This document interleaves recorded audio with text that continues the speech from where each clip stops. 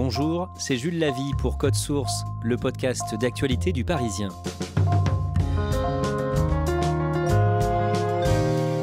La Française Emily Blaine, 39 ans, a une double vie. Le jour, elle travaille à la SNCF dans les ressources humaines. La nuit, elle écrit des romances. Elle est même une star de la collection Harlequin et elle a déjà vendu à ce jour 1,5 million de livres. Emily Blaine, dont le Parisien a déjà parlé plusieurs fois, a accepté de raconter son histoire à Claudia Prolongeau pour Code Source.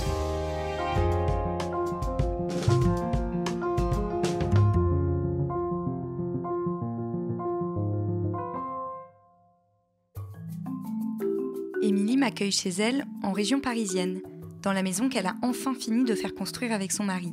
Le jardin est toujours en travaux, mais justement le paysagiste sonne à la porte. Je vous ouvre.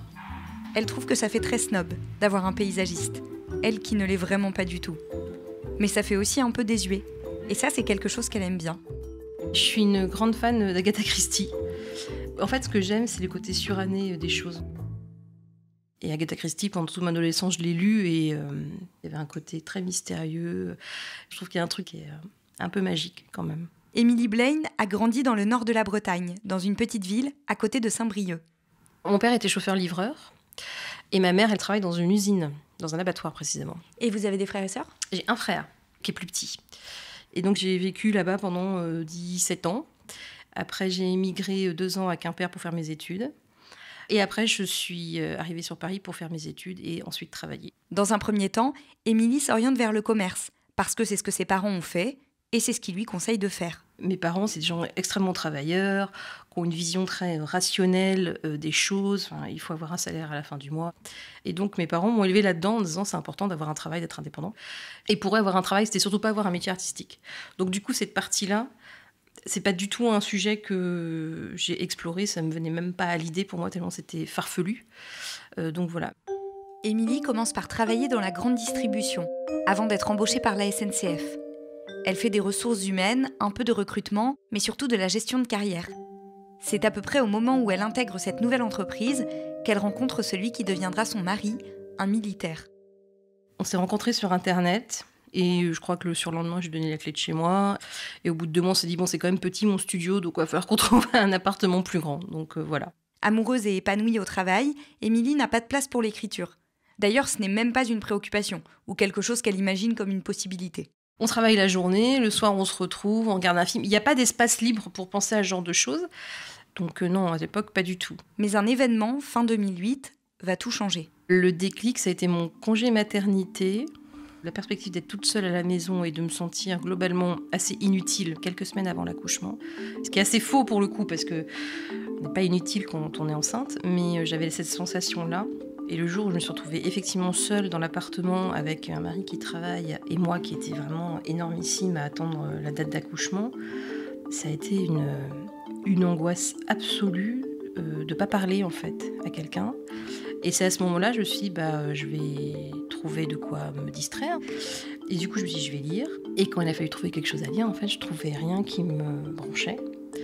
Et donc, je me suis dit, c'est pas grave, je vais écrire un truc qui me branche. Émilie veut écrire quelque chose de léger et d'optimiste. Sur un site internet dédié, elle se met à produire de la romance. Comme à l'époque, il n'en existe pas énormément, puisque ce genre sera popularisé par la sortie de 50 nuances de Grey, d'abord sur internet et ensuite en librairie. Alors j'ai commencé à écrire ce qu'on appelle de la fanfiction. On prend des personnages de romans ou de films et on leur donne une autre vie. C'est typiquement ce qu'a fait E.L. James avec 50 Shades of Grey quand elle a pris les personnages de Twilight. Donc je l'ai parfaitement imité la dame et donc j'ai pris les personnages de Twilight et j'en ai fait quelque chose d'autre. Et donc j'ai partagé ça. Et là les retours sont immédiats parce qu'en fait vous avez un compte, vous avez une section commentaires et donc vous les voyez. Donc c'est très amusant honnêtement. Pendant plus de 2 ans, Émilie fait ça dans son coin et y prend beaucoup de plaisir. Mais il est absolument hors de question d'en parler à quiconque. C'est intime et en même temps, quand vous n'êtes pas né, entre guillemets, dans un monde ultra artistique, c'est pas un truc, comment dire, dont vous faites publicité, quoi. Et donc à ce moment-là, vous n'en parlez pas non plus à votre mari ? Ah non, surtout pas. Non, surtout pas. C'est un truc vraiment intime, secret, sur lequel je veux pas de jugement de personne, qui en regarde que moi et moi-même, finalement. Donc non, c'est très bien comme ça, en fait. Vraiment. Quand elle retombe enceinte, en 2010, cette deuxième période lui apparaît comme une possibilité d'écrire encore plus. Elle prend un congé parental, en plus du congé maternité, et comme ses 2 enfants dorment bien et beaucoup, elle continue. Fin 2012, une de ses amies, qui était à l'origine une de ses lectrices sur le site, l'encourage à envoyer un texte à un concours d'écriture organisé par la maison d'édition Harlequin. Émilie refuse, mais son amie insiste. Je lui dis, écoute, je vais le faire, je vais me planter. Et donc comme ça, le sujet sera clos, parce que ça faisait déjà plusieurs fois qu'elle me lançait sur le sujet, qu'elle estimait que, etc.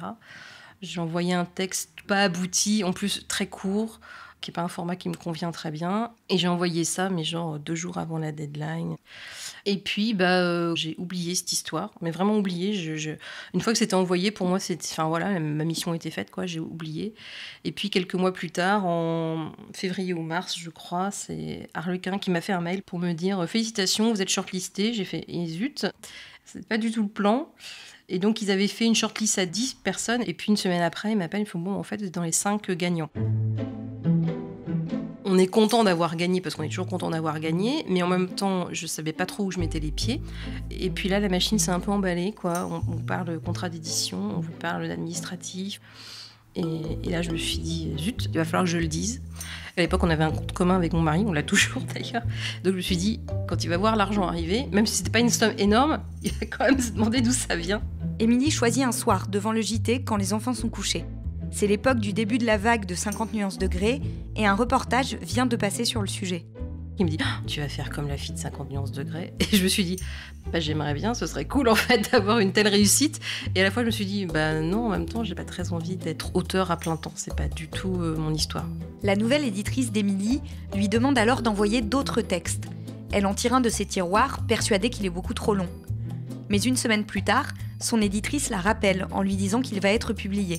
Cela donnera Dear You, une série de 3 tomes qui sera vendue à des dizaines de milliers d'exemplaires.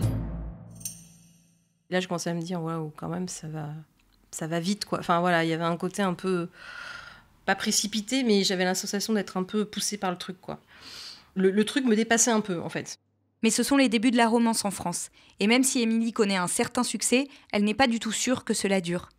Sauf que c'est le cas. Au bout de quelques temps, Harlequin, qui a été racheté par HarperCollins, met à la disposition d'Emily Blaine une attachée de presse, qui très vite lui annonce qu'elle va donner une interview à Ouest France, puisqu'elle est originaire de Bretagne. Au début, ça devait être dans l'édition du soir, qui était une édition numérique.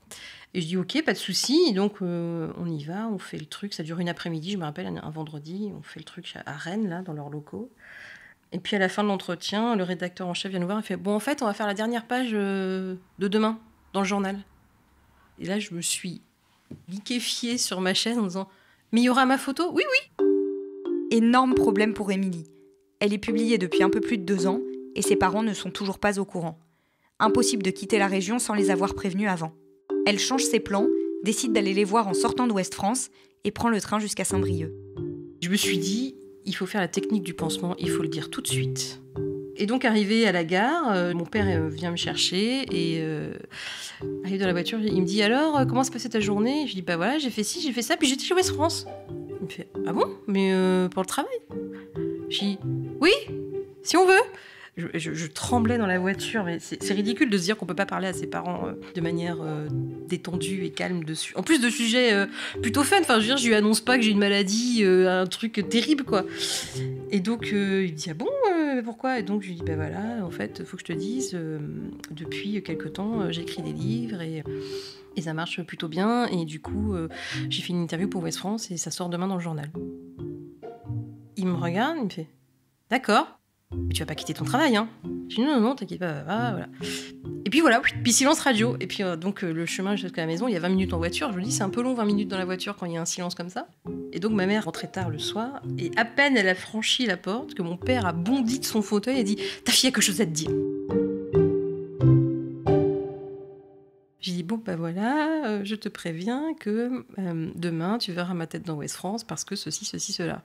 Et je pense qu'elle a bugué en fait, il y a eu un blanc quoi. Elle dit ah oui, mais tu vas pas quitter ton travail quand même. Mais en même temps c'est légitime que les parents s'inquiètent de ça. Enfin, dire c'était plutôt touchant et tout. Et je dis non, je ne vais pas quitter mon travail maman. Je fais ça en même temps. Ah d'accord, très bien. Et donc pareil là, silence radio quoi. Et donc le lendemain, ils sont allés acheter le journal, ce qui est leur habitude hein, pour le coup. Ils l'ont pas acheté exprès, ils ont l'habitude d'acheter le journal. Et donc mon père a acheté le journal. Il a dit à tout le monde que c'était moi. Il y a 4500 habitants, je pense que les 4500 habitants sont au courant de ce que je fais.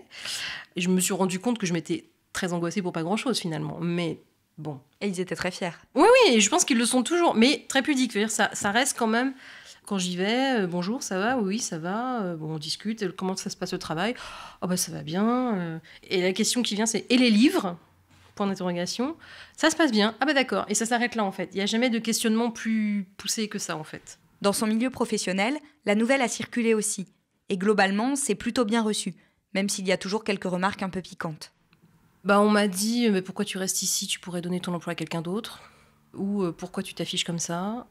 Ou faut pas déconner, c'est pas du Zola non plus ce que tu fais. Enfin voilà, des trucs un peu...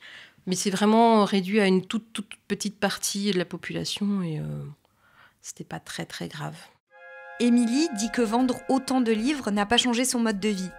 Elle admet que parfois, sa famille se fait un peu plus plaisir que d'habitude. Mais ce qui a vraiment changé, c'est que l'écriture est devenue importante et même peut-être essentielle à sa vie.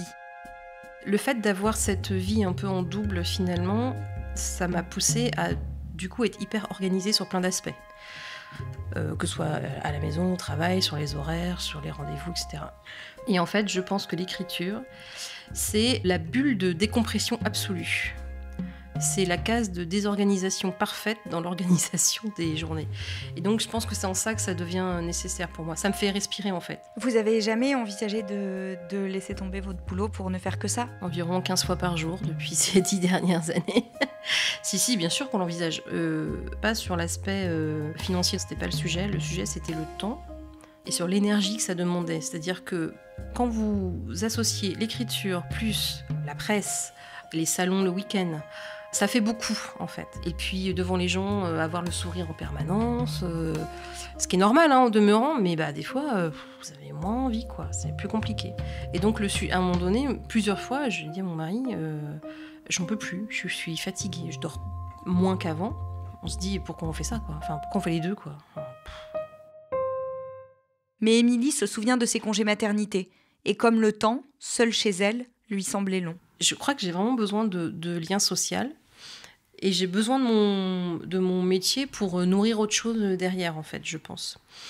Si je dois arrêter quelque chose, ce sera peut-être l'écriture. En tout cas, la mettre de côté sera peut-être l'écriture, mais pas mon travail, quoi.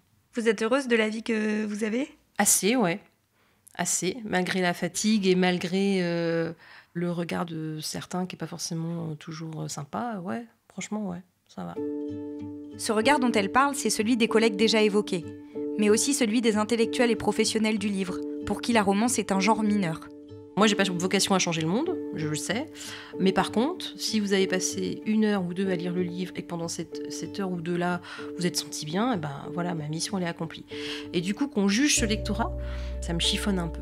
Vous vous posez réellement la question de savoir si vous allez tenir encore longtemps? Je me pose tout le temps la question.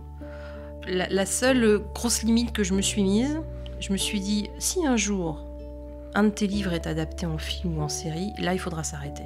En tout cas, il faudra prendre une décision sur qu'est-ce qu'on arrête et qu'est-ce qu'on fait, qu'est-ce qu'on fait plus. Parce que si ce jour-là arrive, et je me le souhaite, ça demande un investissement quand même en temps et en énergie. Donc je pense que c'est vraiment... Alors après, c'est une barrière hypothétique et idéale, voilà, tout ce qu'on veut. Moi, ça me ferait plaisir. Mais ouais, là, il faudrait trouver une solution. C'est pas possible, en fait. Enfin, je vois pas comment c'est possible.